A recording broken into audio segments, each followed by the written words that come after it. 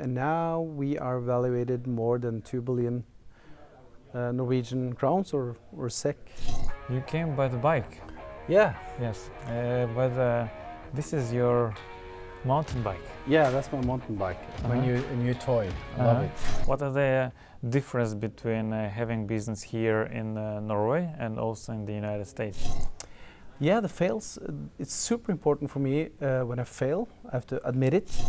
It's so risky that I have to focus on the actual things that I'm doing right there.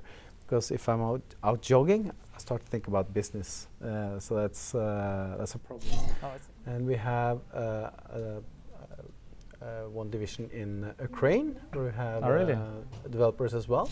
Yeah, no worries. They're good at focusing. When it comes to the US, I would say that on the larger clients, it's Microsoft, SAP.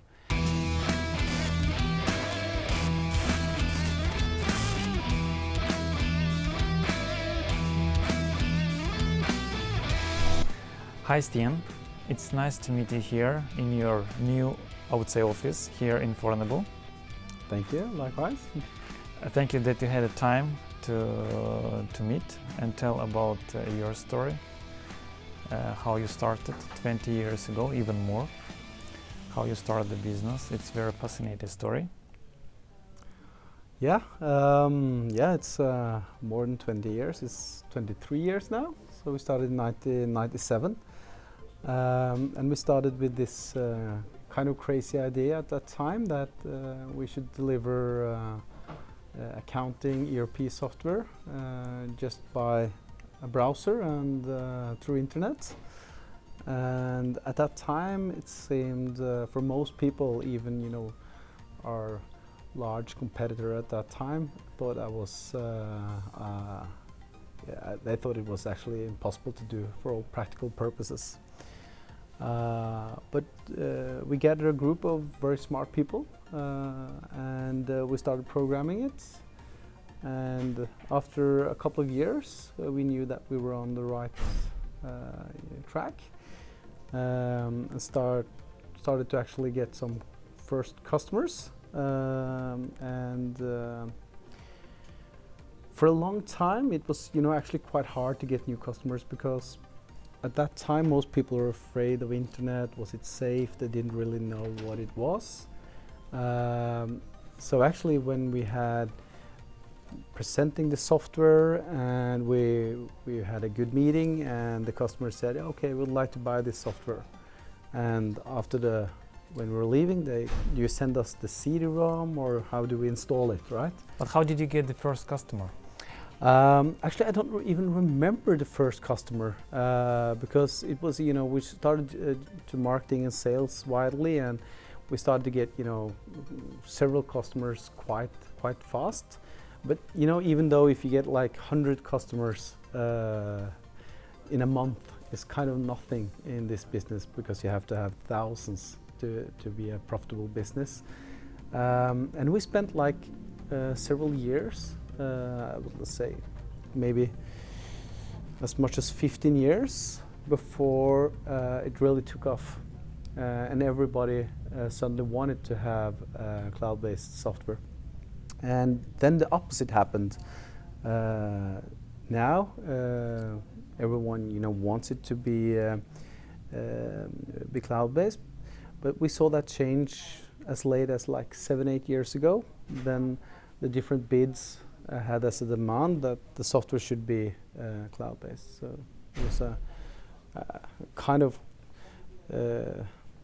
it was quite a rapid change 7, 8, 9 years ago. Yeah, because it's very difficult to start in 97, especially on the cloud-based, or you was integrating and you was developing according to the... No, everything was like 100% cloud-based at that time as well, so it was definitely difficult because the browser wasn't mature enough. Most people had nothing more than an ISDN internet line, so it was slow, unstable.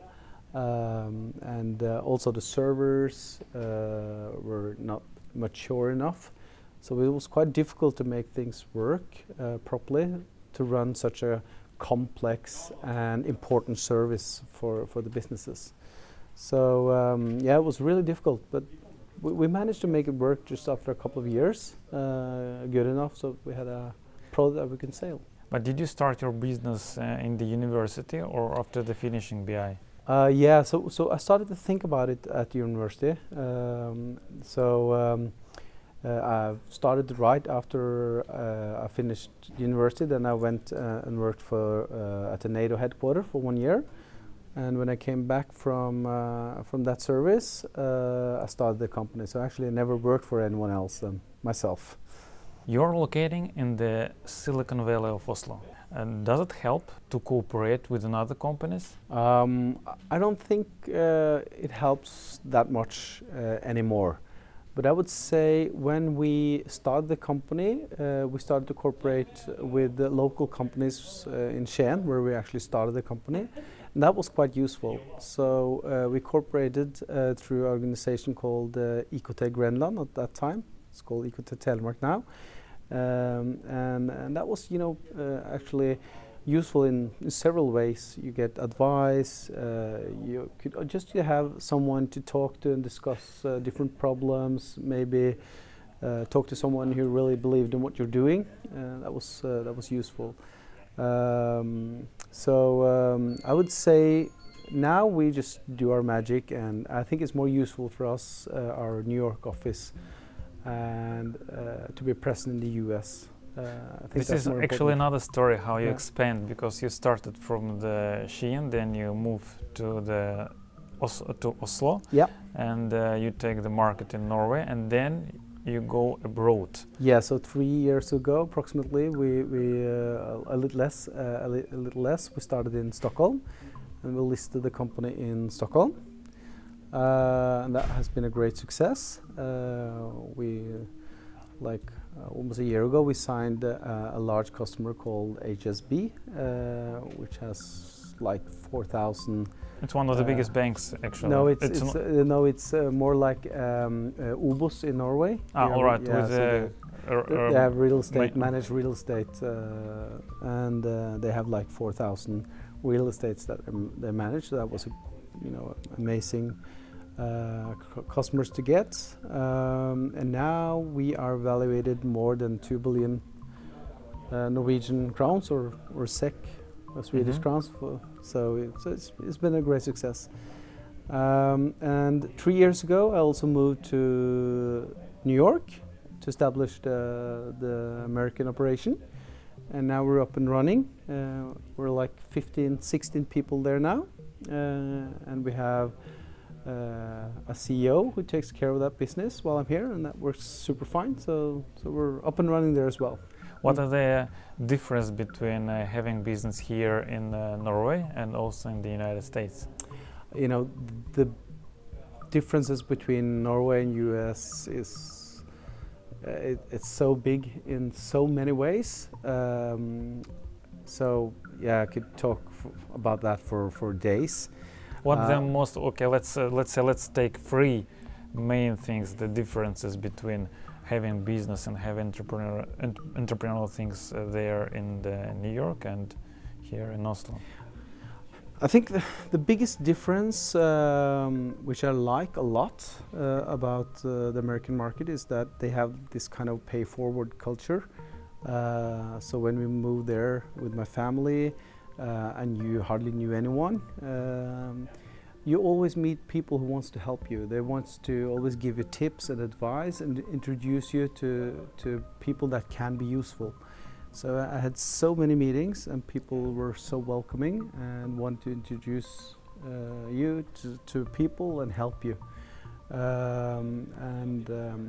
That's completely different than the Norwegian culture, where we try to keep our network more tightly. You're afraid maybe to introduce something in case he's not a good introduction, etc. But in the US, they really work hard to actually introduce people.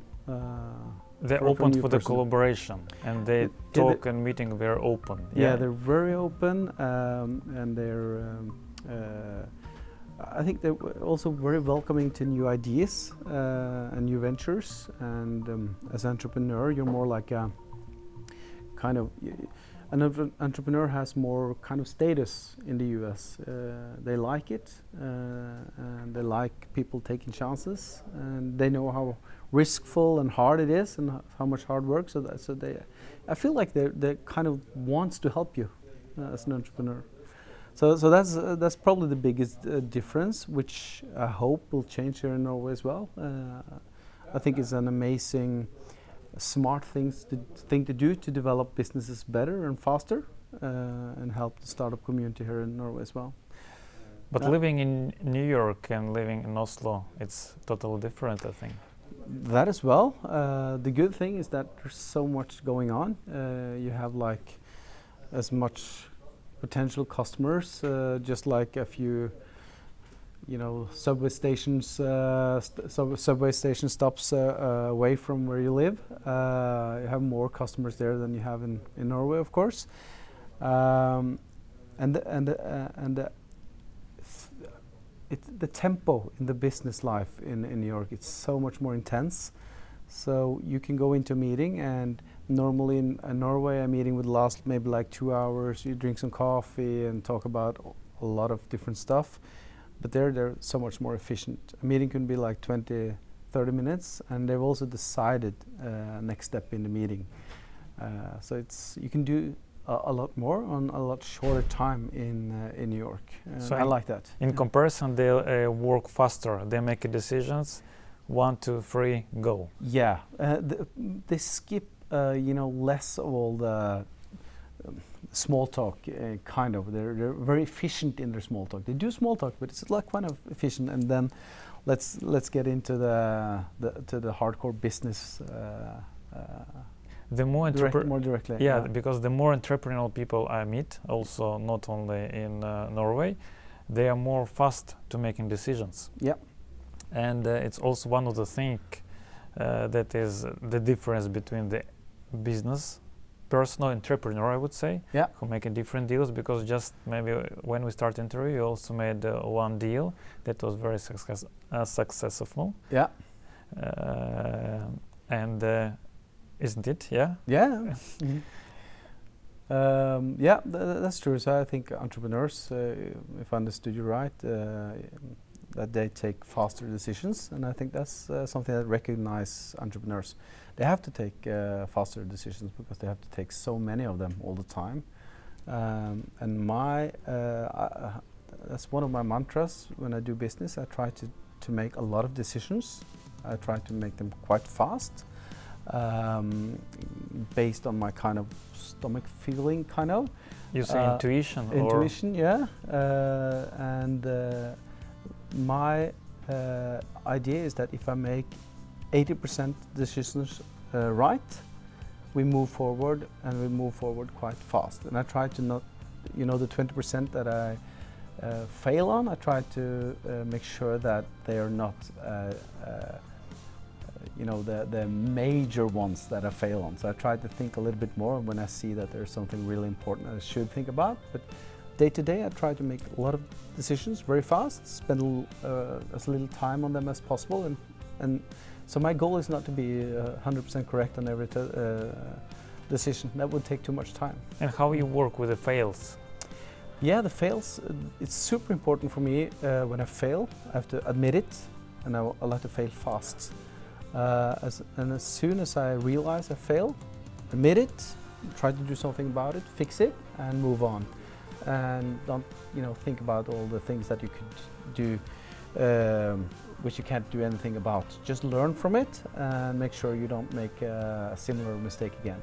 Can you tell 2 fails, or if you remember them, or if you can tell them? Yeah, I've been quite lucky. So I have, as I told you, I try to think quite a lot when I see a decision that I can make, which is really could make a big impact on something negatively. So most of my fails are, they're more like small fails. So I don't remember really one fails, but I know I do a lot of them. It's like more like a constantly stream of failure every week, decisions that I was wrong. So fails is good. I think failing is some good. way. You have to fail, because if you don't fail, you don't make decisions fast enough, and you don't move forward with your business fast enough. So I think failing is important. The other thing, as long as you fail, learn from them and correct them as fast as possible. You have a son and daughter. Yes. Do you have time for them? My wife would probably say that I don't have enough time for them, and she's probably right. But at the same time, I'm quite good at, when I'm actually at home and I'm with them, I'm trying to be there with them. So I try to, be quite intense when I'm working, and quite, off when I'm off. So I think that helps, at least, but I'm probably too little with them. You like sports? Yeah, I love to do sports. I have a new favorite sport now. We started this summer, and that's downhill Mountain biking. Mountain bike, yeah, that's so much fun. There's a lot of nice roads here, especially in this region, in Asker, also in Drammen.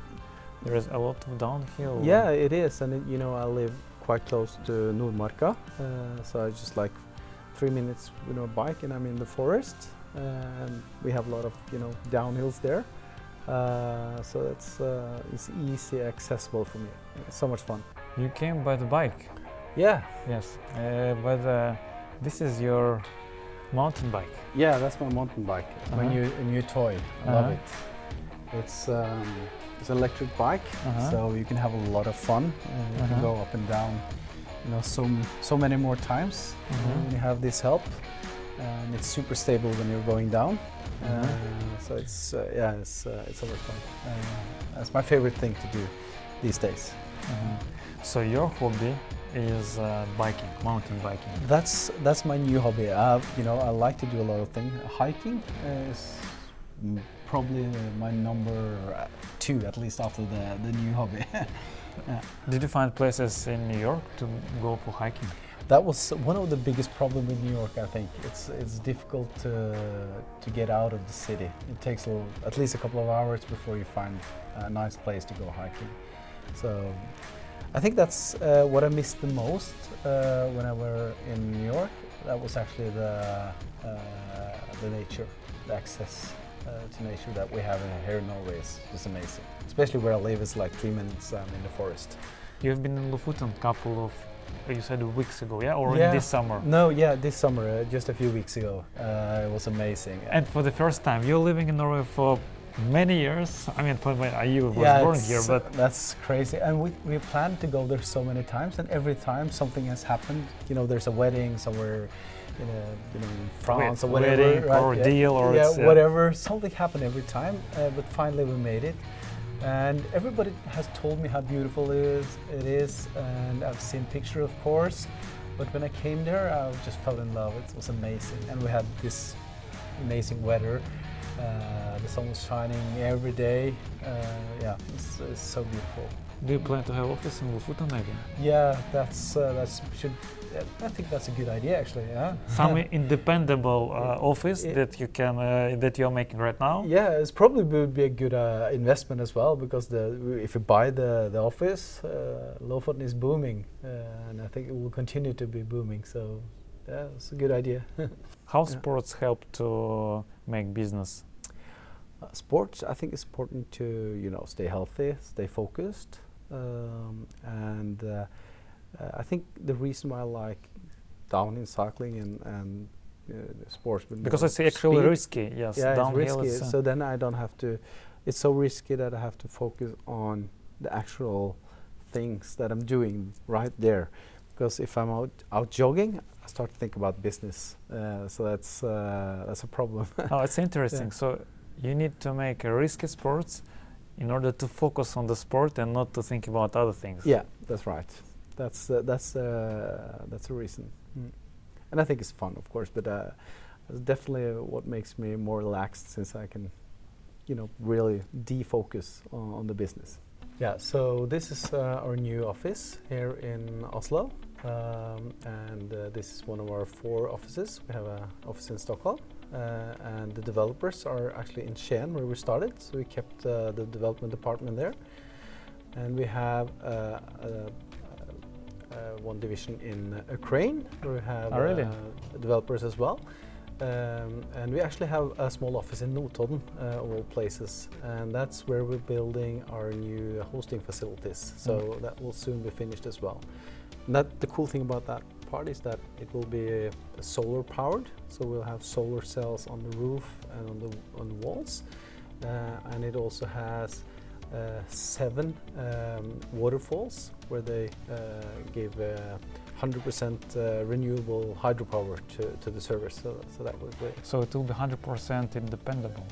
It will be 100% independable and renewable, and super cool. I'm looking forward to launch that. It's not launched yet, but it's on its way. I actually inspected the solar cells yesterday. Oh, really? And you work with Innovation Norway? We work. We have done quite a lot of projects sponsored by Innovation Norway. So I think we had at least 4 or 5 R&D projects of different kinds with Innovation Norway.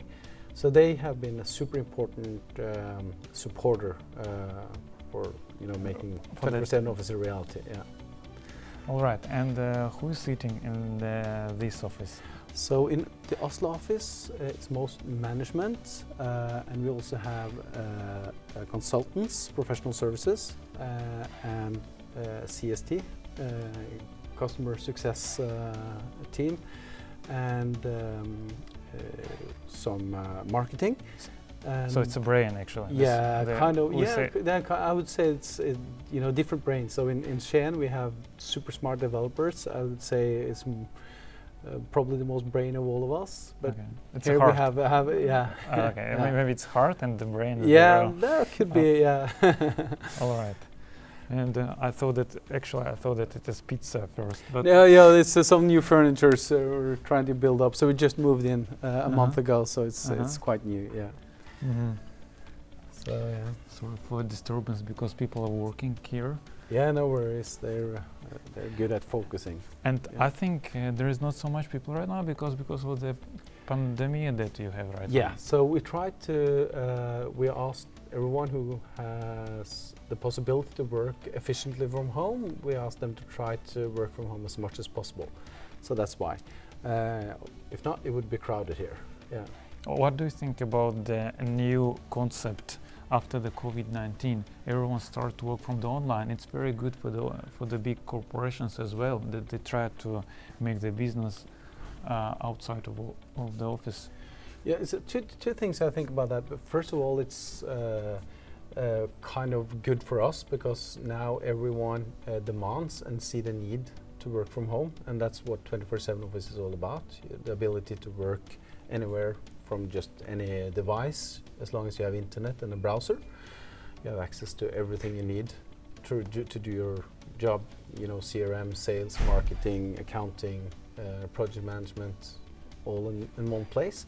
So for us, it's been good. We were growing like 31% through the full COVID-19 quarter. Oh, really? So you go up because of the COVID? Yeah, we do. And what I think about the fact that we have to work from home, I think it's quite good. For me, it's been good, and I think for a lot of employees, it has been good to be able to work more from home. But I also think it's not good to only work from home. So I think in the future, the best would be a mix where you can work from home and, maybe skip the rush hours, work shorter hours and then go back home and maybe work later on. Be more flexible on when you're working and where you're working. I think that's definitely the future and a good thing, especially for it's more time efficient, less stressful, and it's good for the environment. It's a shame that we all stand in a queue, polluting so much unnecessary just to get in here at 9 o'clock, everyone. Yeah. There was a nice memo about that everyone is working from home. There is a person, usually it's that he's in the jacket, and when he just go down, he's just sitting in the shorts, but he's on the meeting. And it was very popular, and also one of the meeting there was one person that he's working on the PC, and the dog, the daughter, the son, they just step with the tape, and everyone should be silent because I'm working here. Yeah, right. A lot of interesting So, thing. I mean, that's an important point, because if you want to work from home, and if that you should have a good place to work from home. You know, it should be an efficient place, a quiet place. If you have to work, you know, together with your entire family, I don't think that's very efficient. So that's one of the things that we try to prioritize, the people who finds it better to work from the office. And also important thing in Norway, and I don't know how it is in Europe, in United States, but here's everything is transparent. Everyone is one level, that we can see that it doesn't matter if you're head of the office or you're a manager or you're responsible for some. Everyone is sitting in one office. Yeah, that's right. It's a complete difference, and I think 24/7 Office has always been particularly flat organized. So we have a hierarchy when we need to, but if we don't need to have a hierarchy, we're trying to work as a team and try to work together and solve problems. So it's also good to solve problems or issues very fast, so they can come directly to the CEO or the person who's responsible. Exactly. Yeah. Try to make the management should always be available, easily available. But especially important is to know about problems very fast. And if you're easy accessible, it's easy for them to come with something they think is a minor problem, but it might be a very important problem, and it's very good to get that connection and learn about problems very fast. And how do you connect your offices in different parts of the country? Yeah, we do. It's very easy to have video meetings. The video quality and sound and everything is very good. It's stable. But we also have like a robot, so we have like one of the robots over there. We can drive around, and actually you can robot? Or what? Robot. Yeah, it's a robot with a camera, and you can drive it around. You can look at it over there. Okay, yeah. Yeah, so you can actually just connect to it and drive it wherever you want, and then you can, like, I want to talk to someone. You can drive the robot and see if it's available. And that's also quite, one of the it's tools. Actually, yeah. That was actually another question about the digitalization and innovation here in the office that is, this is the robot that you're using here in the office. So you just connect to it, and then it drives around, and you can actually talk to people and kind of be a part of the office. Can it follow you, or you just talk? It's like when you have Zoom meetings or Skype meetings? No, it can drive around, and you can control it yourself. So it's just like me. We could actually have this interview. I could be in the Skien office, and I could walk next to you and turn around and look at you and raise it up and down and everything. So it's in every office you have these type of machines. Yeah, it's nice. And it's just, can we go there? Yeah, or of course. Yeah, we can let's come in look. Yeah. It's just there was a meeting and it's just finished. Okay, this is your meeting and playing room. Yeah, it's a playing room. It's sorry for interruption. Purpose room, kind of. Yeah. So it's a nice place. Yeah. So you can play tennis here. Yeah. We can try. Do you play good? No, I'm not good, but it's quite fun though. We can for one part. Or you don't play? I haven't played for many years. I don't have too much time. Yeah, to play. actually, me too. But no, we are playing. You see, you're playing much more better.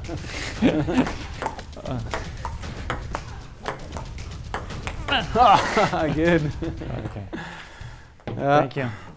So I don't have time, unfortunately, to play that much during the working hours. But you play good. You made it the Russian style. Yeah. Okay. It's very good to have this, especially we say when you're doing co-working, it's becoming more closer. We can play together, and it's very nice. Yeah. And here you also have a chess. Chess. Chess is important. Yeah. Because it's a brain, we say, and chess. It's also very important. Do you play chess? I play chess. I love to play chess, but the same goes. I think I never played during the working hours. So I'm too busy, unfortunately. Yeah, because it takes time. I think that someone is playing here, and they just stop here. Yeah, but it's good for the people, work long hours to have something else to think about. And also about how you bring in About the innovations into the company, you told me that you're making one of the office that will be 100% independable, and also how you also work with the digitalizations of the office. So do you use papers, or you try to do everything sustainable as well? Yeah, everything we do in 24SevenOffice and all my investments as well has to be sustainable. If it's not sustainable, I don't believe in it. So it's both kind of it's important for me because I think it's necessary, of course, and I think it's important, like in the larger picture for the world. But it's also very important that if you want to have a business that you want to keep it and wants to grow it in the future, I think you will have big problems if you don't put the environmental very, very high, much higher than we've been used to in the hierarchy of priority. So yeah. Mm-hmm. And maybe one of the questions, how do you find the balance between everything, between work, between family, between sport? Yeah, that's a good question. Actually, I try to, kind of work hard, play hard. So I try to be very efficient in everything I do. So when I'm working, try to be as efficient as possible, focused, so I actually get time to do, have some fun, sports, be with the family. So it's easier for me now that I have a big organization, have a lot of managers in my different investments, good managers, things are getting more autonomous. But of course, if you asked me 15 years ago, I'd had a terrible balance. It was working, we could be working 24 hours with a problem. We had to do it, kind of, you came to the office, oh, you're early at the office. No, I never went home, kind of. Because it was solving problems for your clients. Yeah, for clients or within our system. We had a big customer that we needed to deliver the day after. It was a project with a due time that was more than due. Mm-hmm. So it was really, really hard in the beginning to have a balance, but I think I have a much better balance now. I would say even my family is quite pleased. Still work too much probably, but I think they're quite pleased. So now it's much more better, because at the beginning, maybe 20 years ago, it was you were giving more time for the work, and now you try to give more time for the family, to the sport, so it will be absolutely more balanced now. If like 20 years it was crazy, 15 years ago it was still crazy. I would say even 10 years ago we were working so much. So just to start up a company with software which is so competitive, we compete with Microsoft, we compete with SAP, Visma, all the large players. So that takes a lot of effort.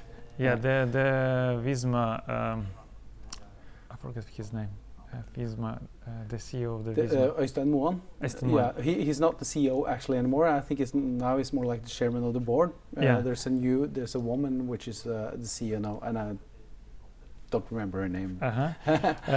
Because we've been talking to him as well, and he was telling about he's in the keen and he's in the digitalization of Norway. Yeah. And they are try to work with the government and try to make Norway it's actually one of the number one country that tried to be digital. Yeah, paperless. Yeah. So we've been working very hard with that for many years as well. So you work with the government to promote, to make everything digital. Yeah, actually we've developed on our own central for electronic invoices, so we can distribute invoices efficiently for our customers 100% electronically. And we have a module where you can actually prove them electronically on your phone. When you get them in, you don't have to need to print them to view them and approve them. You can send them easily on approval flow. That's important. So normally have in the old days, or many people still have papers, print them out, send them around, people sign them off. But all this is done electronically in 24SevenOffice. So we definitely try to as much as we can to make every business paperless. And it's not necessary to use paper at all if you use 24/7 Office. And do you use outsourced teams, or you mostly use with your team? So mostly our own teams. So even in Ukraine, we have dedicated people that's 100% ours. So you have a company that registered for 24/7? Yeah, and it is not outsourced company?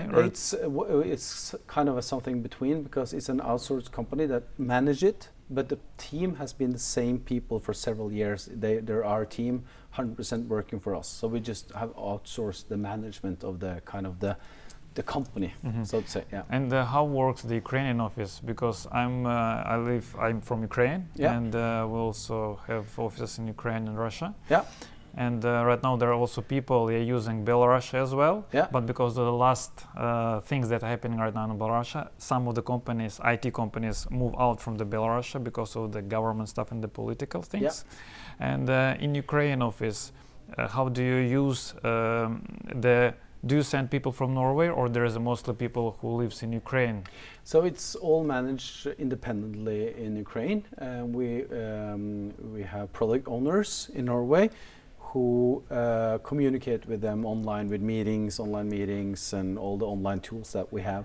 So I don't think even any of today's product managers have ever been down there physically. But we've used the same people for almost 10 years. So it works very, very well. Why Ukraine? Ukraine, several reasons. I think there's a lot of really talented people there. And I think culture-wise, we found the people much more the same as Norwegians compared to a lot of other alternatives. We thought that the combination between time difference, cost, loyalty, culture had the best mix of all the alternatives that we looked into. So it was, I think it was a really good choice, and I think it's more likely that we expand the team in Ukraine than that we cut down. Yeah. And what's your future projects? In 24/7 Office or in general? First, we talk about 24/7 Office. Yeah. And then there will be next question about the projects that you have, because you're also an investor. Yeah. So I think the most important project that I'm working hard with now is to integrate embedded banking within 24/7 Office ERP system. So I want to make it really embedded, one click, to make all the banking things that you used to do in your bank or in the internet bank, double punch information, etc. I want to make that accessible within 24/7 Office. So for instance, opening a bank account should be a one click and sign it off with the bank ID, and you're up and running. All kinds of payments. So you want I just want to clarify, you want to integrate the bank into the 24/7 Office? Yeah. Not to make it for 24/7 bank. It will probably be 24/7 bank. So it's public now that we bought the majority of a bank called Optim Bank, and if we acquire the next part of the bank, which we probably will do, then it will be a 24/7 Office bank.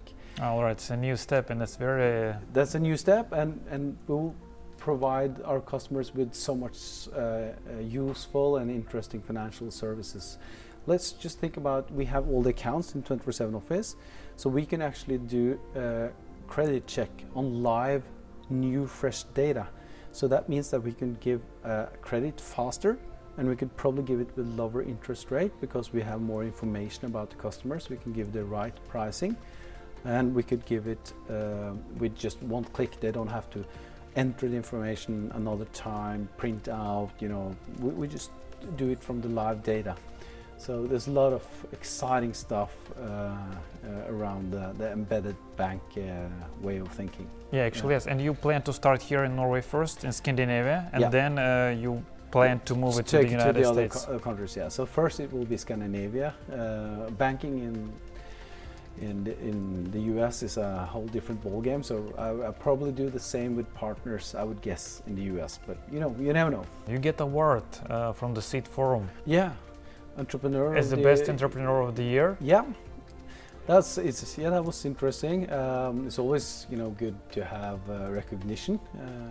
It's good for business, and I think it's fun myself. So yeah, that was a great honor. I appreciate it. Yeah. Can you also give some advices for the entrepreneurs? How to make a business here in Norway? I think I have some favorite tips which I always talk about to entrepreneurs. And one of the things I like the most is, first of all, it's super important that they have a good system for everything. Like they have.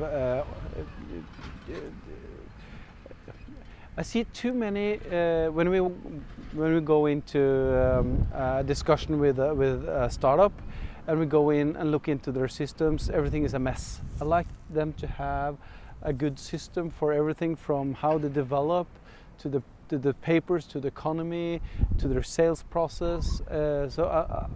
My advice is start very early to have processes and systems in place, so it's easier for an investor to actually look into it.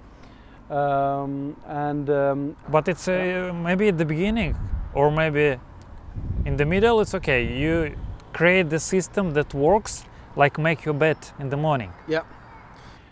I think more like to have good routines on everything, good documentation on everything, have good routines on papers, accounting, sales processes, everything. And it's so easy to have systems for all those things today. There's so many tools that you can use to make the business really, really professional from day one. So I think it's such a shame when I see entrepreneurs have a business which is a complete chaos just after a few years of running their operations.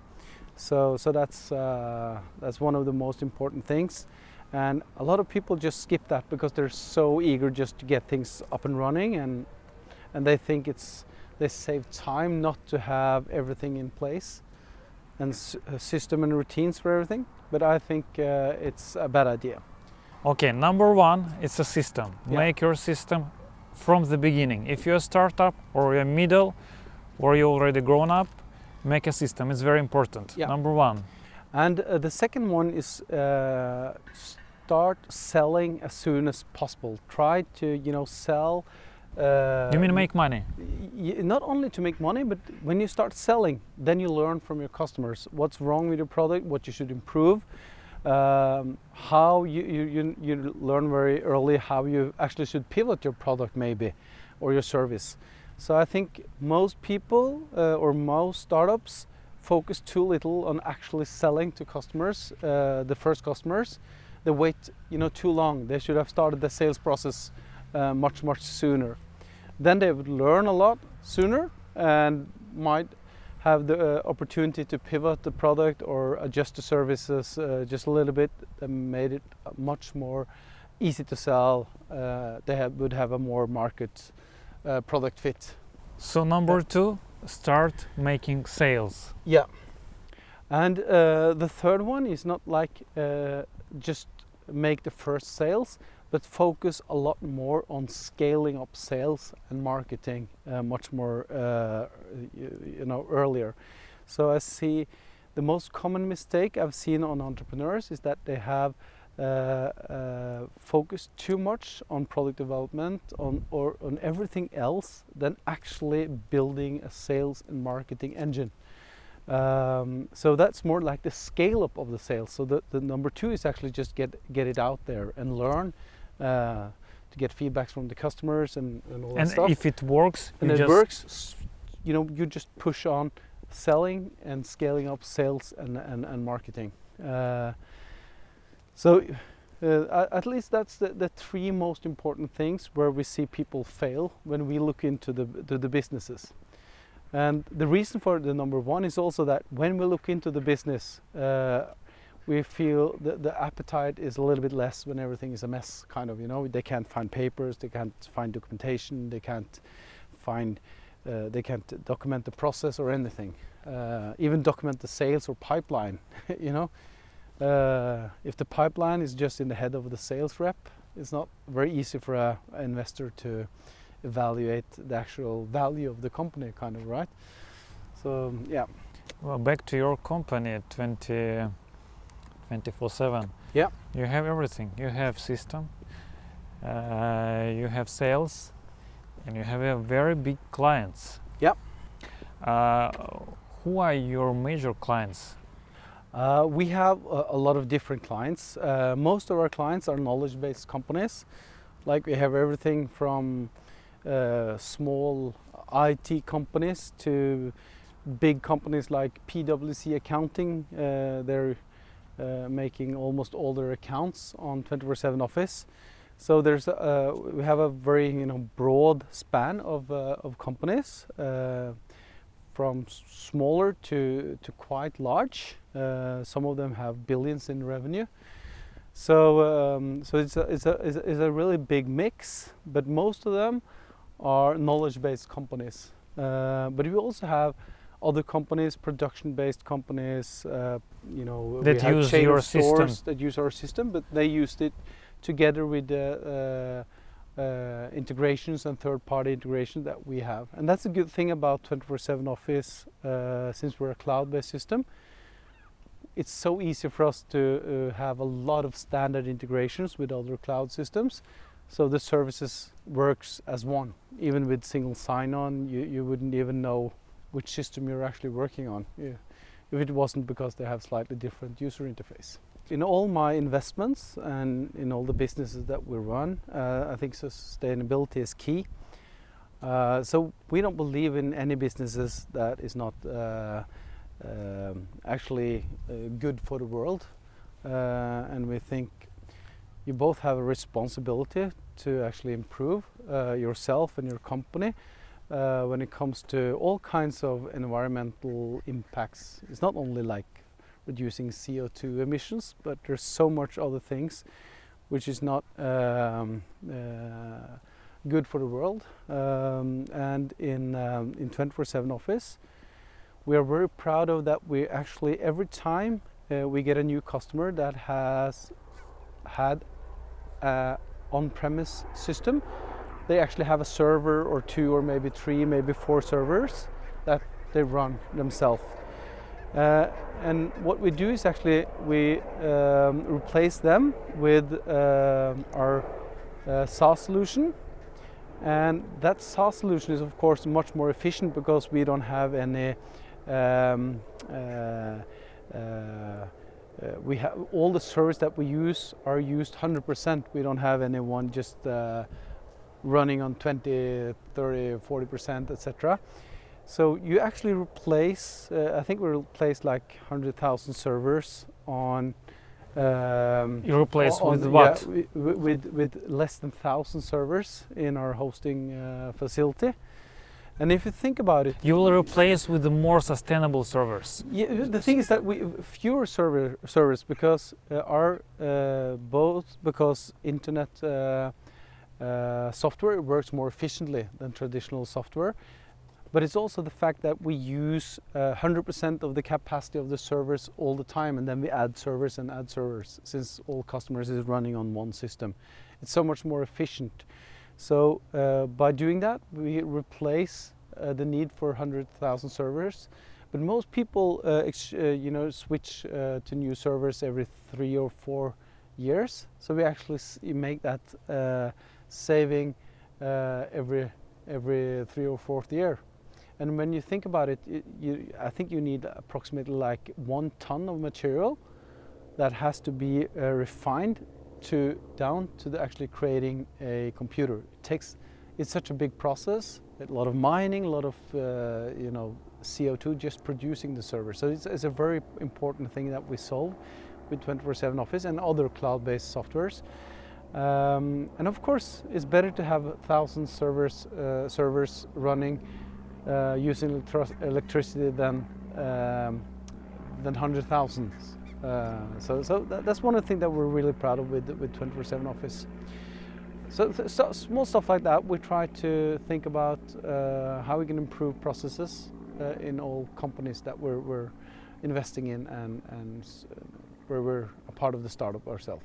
Clients like when you are sustainable?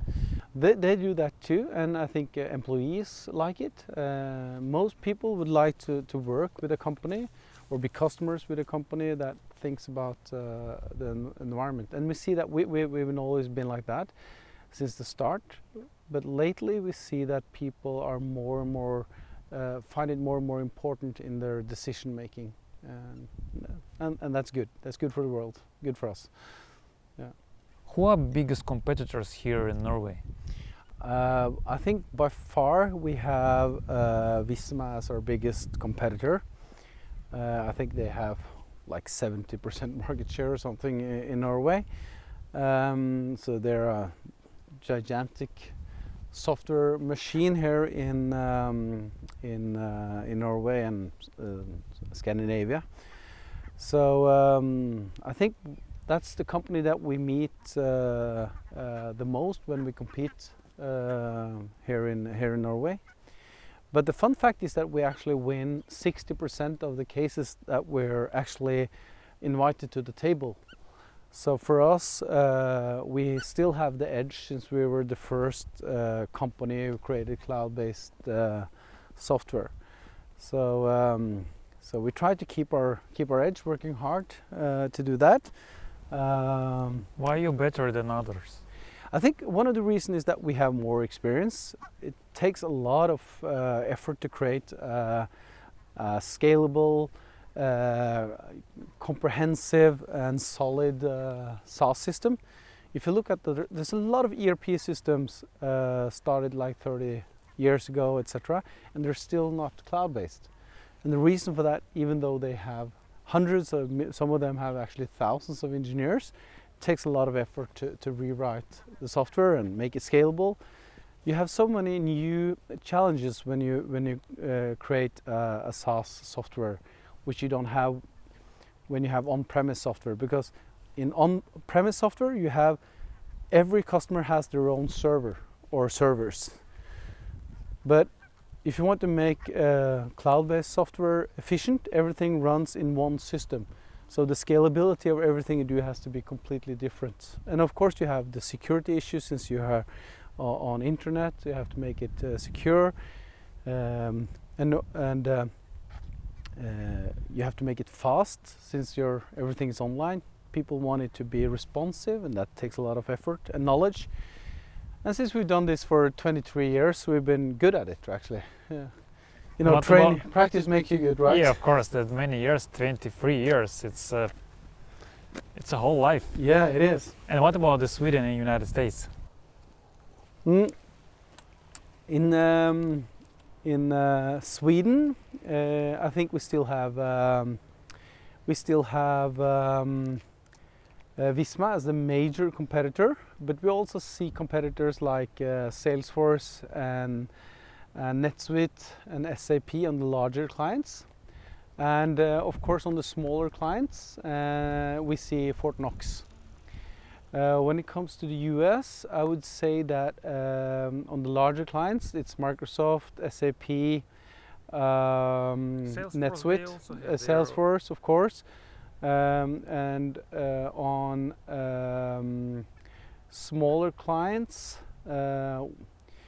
we don't see that too much because we focus on the larger clients in the US because it's a crowded space when it comes to small market, for small business. So we focus on the larger ones. So I think it's Salesforce in the United States and San Francisco. They have their big office. Do you plan to have office in San Francisco? Yeah, of course. We plan to have offices all over the world. Just give us some time, and hopefully we're all over the world now. We're starting to have all the all the funding needed to actually take new countries, etc. So I think we'll move much faster the next 10 years than we've done the last 10. You are also an investor and you invest in different projects except this. Yeah. Can you tell a bit more about the projects that you're working right now? We do invest in a lot of things. I think basically we invest in knowledge-based industries. So it's normally we invest in something that it's learning platforms, or it could be everything that you need brain power to do. It could be professional services, like we invested in an accounting firm which we sold to PwC. We invest in software companies, internet, different concepts, but we also invest in other high-tech companies. Like we invested in a company who makes electronics for the military, and we sold that company to Orkla fund several years ago. One of the latest investments that we've done, which is quite interesting, I think it's a company that I wrote about on social media actually yesterday. And we invested in a company who take CO2 out of the thin air and creates actual fuel which can be used by a normal car without any adjustments. And they can actually do that process and create fuel at the same price as normal gasoline. But since they take the CO2 out of the thin air, it's of course 100% carbon neutral. If you use carbon neutral power sources like the sun or hydropower or whatever, of course. So that's a super interesting thing. And BMW venture invested in that company as well recently now. So that's quite cool. And another company we invested in is a company who tried to make software for quantum computers, and that's of course super. Quantum, it's something crazy. As you like gadgets, it's quantum. We can talk about a lot. Yeah, but for most people it's like impossible to understand. But I think quantum computer will be the next frontier within computing for especially a lot of super important calculation-based problems. I think we'll see some breakthroughs that will solve a lot of the big problems that we have in the world today. Within medicine, chemistry. Also artificial intelligence and robotics, I think. Of course, just AI. I think, and that's why one of the reasons why we invested as well is we wanted to have that edge to be one of the first to implement quantum computing within our AI modules to make sure that we're in front in the future as well. So we invest in so many things. We invested early in Nettbil, which we sold to Schibsted. We made a great journey there. That company went from 0 to 600 million in revenue just within three years or something. So that was an amazing journey. So looking for different cases within different things, but it's all kind of knowledge-based, and most of it. But you're looking mostly in the Norway, or also you're looking in the United States, or? We have like 8 investments now in the US, and we have like 7-8 now in Norway, which is worth focusing on, and we have some small tickets in probably around another 20 companies. What's your free advices for the investment and for the investors, so people who are interested into the investment? Yeah. How to choose the right company? Yeah. So what we do is that we focus a lot more on the team than the actual idea. So we have invested in several companies where we don't think the idea is that great. And sometimes we have the idea where they should pivot the idea. We've done that with success as well. And other times we think that the entrepreneurs, the founders and the team, they're so good. I think they'll figure out a way to make the idea work. So pivot it to something that works. So first you need to look for the team that is behind the project. Yeah, that's the absolutely most important, that they have the grit, the personality, hardworking, honest, smart people. And I believe that if you give that kind of people and a good team that works well together, they could kind of solve any problem if you just give them resources and time. So my philosophy is more about people, finding right people, than the idea, and I think that's been quite successful because we haven't lost hardly on any case that we invested in for the last like 23 years. What's the right quantity of the team? How do you think? The right quantity of the team. How many? Yes. How big? Or you mean team? It depends on the case. So a team could be like two good people. It could be. But I think our best investments, I think it will be somewhere where we find founders, which is like between 3 and 6 people. I guess I think that would be the right number, where we have the most successful cases. Because sometimes something that they want to achieve is so advanced and takes so much work that you need a bigger team, kind of.